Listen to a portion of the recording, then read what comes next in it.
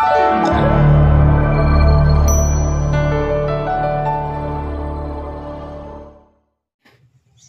అండి, అందరికీ నమస్తే. నేను కవితా నాయకుని.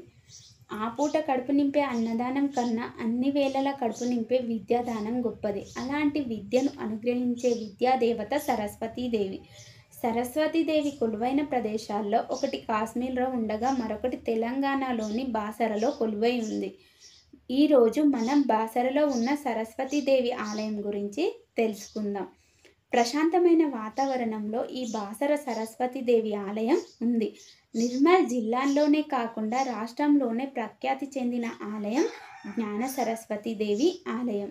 ఈ ఆలయం నిర్మల్ పట్టణానికి 75 కిలోమీటర్ల దూరంలో గోదావరి నది ఒడ్డున ఉంది. హైదరాబాద్కి సుమారు 200 కిలోమీటర్ల దూరంలో ఉంది.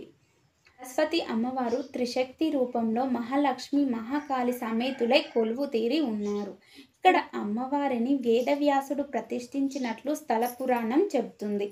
కురుక్షేత్ర యుద్ధానంతరం వేదవ్యాసుడు మనశ్శాంతిని కోరి దండకారణ్యానికి వచ్చాడు.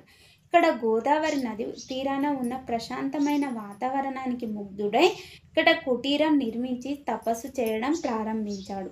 అలా తపస్సు చేస్తుండగా వేదవ్యాస మహర్షికి జగన్నాథ దర్శనమిచ్చి ముగ్గురు అమ్మలకు ఆలయాన్ని నిర్మించమని ఆదేశించడంతో వేదవ్యాసుడు నదిలోంచి 3 గుప్పెళ్ల ఇసుక తెచ్చి ముగ్గురు దేవతామూర్తులను ప్రతిష్ఠించాడు. వ్యాసుడు ఇక్కడ కొంతకాలం నివసించాడు కాబట్టి అప్పటి నుండి ఈ ఊరు వ్యాసపురి, తర్వాత వ్యాసర అనబడి తర్వాత బాసరగా నామాంతరాన్ని సంతరించుకుంది.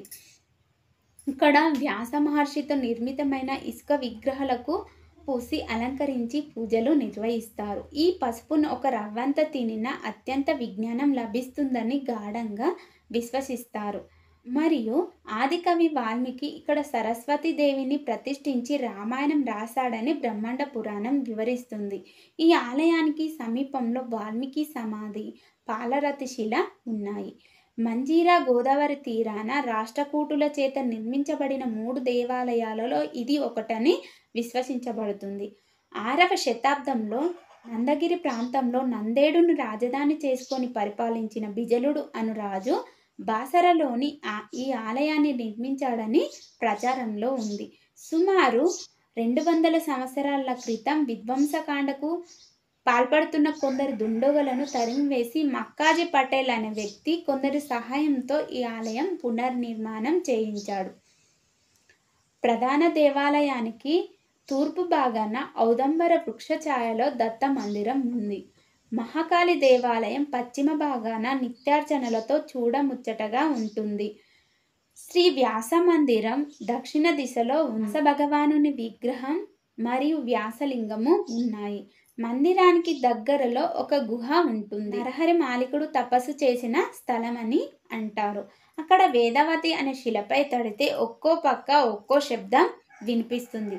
అందులో సీతమ్మవారి నగలు ఉన్నాయని అంటారు. ఇక్కడ దగ్గరలో 8 పుష్కరిణులు ఉన్నాయి. అవి ఇంద్రతీర్థం, సూర్యతీర్థం, వాల్మీకి తీర్థం, గణేష తీర్థం, పుత్రతీర్థం, శివతీర్థం అనే పుష్కరిణులు ఉన్నాయి. బాసర సరస్వతీదేవి ఆలయం దేశంలోని ప్రఖ్యాతి చెందిన సరస్వతి దేవాలయాలలో ఒకటి.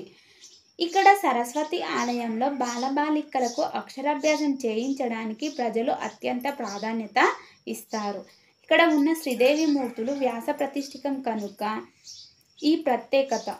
భక్తులు కలిసి వచ్చి పిల్లలకు అక్షరాభ్యాసం చేయిస్తారు. ఇక్కడ ప్రతినిత్యం ఉదయం 4 గంటలకు సరస్వతీదేవి మూర్తిని వైదిక మంత్రోపేతంగా అభిషేక పూజ జరుపుతారు. అనంతరం ఉదయం 7:30 అక్షరాభ్యాస పూజలు మొదలై సాయంత్రం 6 గంటల వరకు జరుగుతూ ఉంటాయి. ఈ ఆలయానికి ఆంధ్రప్రదేశ్, మహారాష్ట్ర, ఒడిస్సా, మధ్యప్రదేశ్ వంటి రాష్ట్రాల నుండి అధిక సంఖ్యలో భక్తులు తరలి వస్తుంటారు.